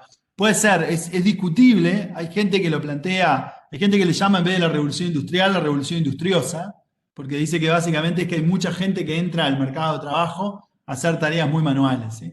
Es muy discutible. Yo creo que hay una discusión, es correcto, pero no, para mí no termina siendo claro, ¿no? Cuando uno piensa ya lejos ya en la segunda revolución industrial con el Taylorismo es claro que reemplaza trabajo no calificado y le da más prioridad al diseño y al control, ¿no? Toda esta idea de Entonces imagina esa idea, piensen en Chaplin, ¿no? En tiempos modernos, una línea de ensamblaje, una persona haciendo repetitivamente lo mismo y otros jefes y gente cuidándolos y jefes planificando lo que tienen que hacer, etcétera, ¿no? Entonces, básicamente, los ingresos de esos obreros son bajos, son más altos que lo que harían en el contrafactual de que no estuvieran haciendo nada, entonces hay crecimiento de la economía, pero probablemente la gente que está más arriba en la escala de la fábrica esté ganando mucho más que los obreros que estaban haciendo esos trabajos repetitivos, ¿no? Es un poco la idea del cambio técnico. Pero es un muy buen punto que plantea Mario y que está en discusión, ¿sí? ¿Por qué puede venir esto, que es como una caja negra? ¿Por qué? Esto es solamente para mostrar de que cuando Katz y Murphy y otros hacen estos estudios, les da que pega bastante bien con lo que pasa con los ingresos, digamos, no es muy relevante. Y acá viene como la discusión de qué puede generar esto para cerrar. Les prometo que ya con esto cerramos. Que básicamente alguna gente dice que viene por la abaratación del capital, básicamente que después de la Segunda Guerra Mundial hay un abaratamiento grande del capital y eso hace de que se sesgue mucha inversión hacia el capital y por lo tanto el trabajo calificado es más complementario al capital que el trabajo no calificado, porque el trabajo no calificado lo sustituye, como estábamos diciendo. Hay otra gente que dice que tiene que ver con que hay algo en la gente educada que la hace que se adapte mejor, es una idea quizás demasiado darwinista. Es Richard Nelson, de hecho, un autor, digamos, evolucionista, que tiene ese paper en la EIR, en la American Economic Review en el 66, que plantea como esta visión, pero, digamos, siempre discutible, ¿no? Todas estas ideas que van a que la gente más calificada se adapta mejor, siempre tienen un dejo raro también en el fondo, por el tema de que, digamos, no sé, tienen como ese dejo ahí. Y después hay gente que dice que básicamente es como toda la revolución de la IT, ¿no? Los sistemas de información mejoran y los sistemas de información permiten sustituir tareas menos calificadas. Y para utilizar sistemas de información se precisa educación, ¿no? Hoy por hoy son las computadoras, los iPads y todas esas cosas, pero antes eran otros sistemas de información y que esta evolución del sistema de información es lo que hace que se genere más aumento de la tecnología. En el fondo, como verán, es una discusión todavía, no es claro, digamos, por qué pasan estas cosas, pero sí en general uno tiende a pensar de que cuando viene el cambio técnico es más fácil readaptarse y que sale mejor parada la gente que tiene mayores niveles de educación que la gente que tiene menores niveles de educación. ¿Sí? Es una cuestión, por más allá de que todos se puedan beneficiar, en general pasa eso, ¿no? Y ahí viene como los trabajos de Acemoglu, que es por lo que Acemoglu, que capaz que ustedes lo deben conocer bien, digamos, Aaron Acemoglu, un tipo, el profesor, digamos, muy famoso, muy conocido. Sus trabajos originales básicamente vienen por el lado de decir que este cambio técnico está también originado por las señales de mercado, ¿no? De que básicamente en lugares, por ejemplo, que el capital es muy caro, que el trabajo es muy caro, perdón, la gente invierte más en capital y ese tipo de cuestiones.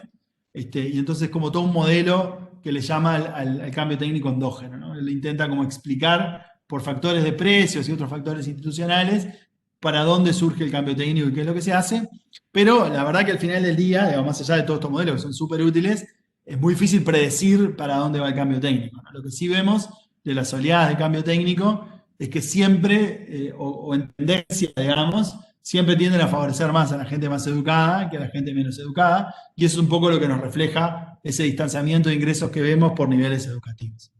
¿Sí? ¿Todo el mundo conmigo por acá?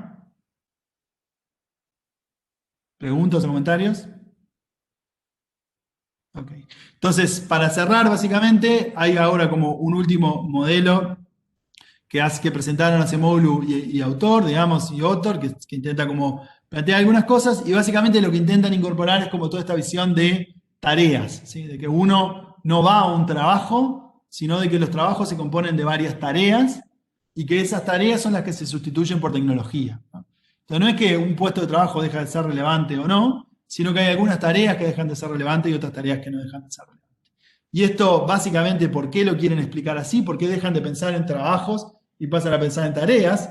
Esto es básicamente por este punto que prometo que es el último antes de dejarlos, que es este que se conoce como la job polarization, la polarización de trabajos, ¿sí? Que es que básicamente cuando uno mira en las sociedades desarrolladas, ¿no? En Estados Unidos o en Europa occidental, cuáles son los trabajos, dónde está la gente trabajando, lo que ve que hay un conjunto de gente que está trabajando en trabajos de baja formación, digamos, en lo que se dice como unskilled work, ¿no? O sea, trabajo no calificado, y un conjunto de gente que está trabajando en trabajo súper calificado, ¿sí? Pero que lo que está faltando es como el medio, ¿sí? En el fondo, la idea que se están generando con estos modelos y con estas impresiones, es que lo que está desapareciendo de las economías son esos trabajadores industriales, digamos, las fábricas, que eran como los trabajadores medios, que no eran trabajadores totalmente no calificados, sino que tenían cierto nivel de calificación, pero no súper elevado, ¿sí? Y básicamente estos autores encuentran que en el medio esos trabajos están faltando, en gran parte porque esos trabajos se están yendo, y acá está como el tema del offshoring, se están yendo a otros países, ¿no? Es toda esta historia de que han emigrado al sur de Asia, a China y a otros países en el sur de Asia, y antes de eso Japón, por ejemplo, en los 60 y 70, ¿no? Y eso genera esta polarización del trabajo. Cuando uno ve dónde están los huecos, de vuelta, los huecos están esos trabajadores fabriles, que son los que les ha ido peor, y hay otro conjunto de trabajos no calificados que no se han podido reemplazar, que siguen estando ahí, y hay otro conjunto de trabajos súper calificados que tampoco son fáciles de reemplazar, ¿no? Entonces este problema en el medio, en algún sentido, para conectar con lo primero que habíamos hablado, está como muy conectado, esta job polarization, con esta historia de Trump, ¿no? No sé si habrán escuchado, pero supongo que sí, esta historia del Rust Belt de Estados Unidos, ¿no? De que los lugares donde Trump gana la mayor cantidad de votos son, si uno agarra los grandes lagos de Estados Unidos, de Chicago hacia abajo, y ve, digamos, ahí Ohio y todo lo que es Arkansas y toda esa historia, que hay un montón de gente, digamos, que vota a Trump, digamos, donde Trump se hace más fuerte, y es donde antes estaban todas estas fábricas, ¿sí?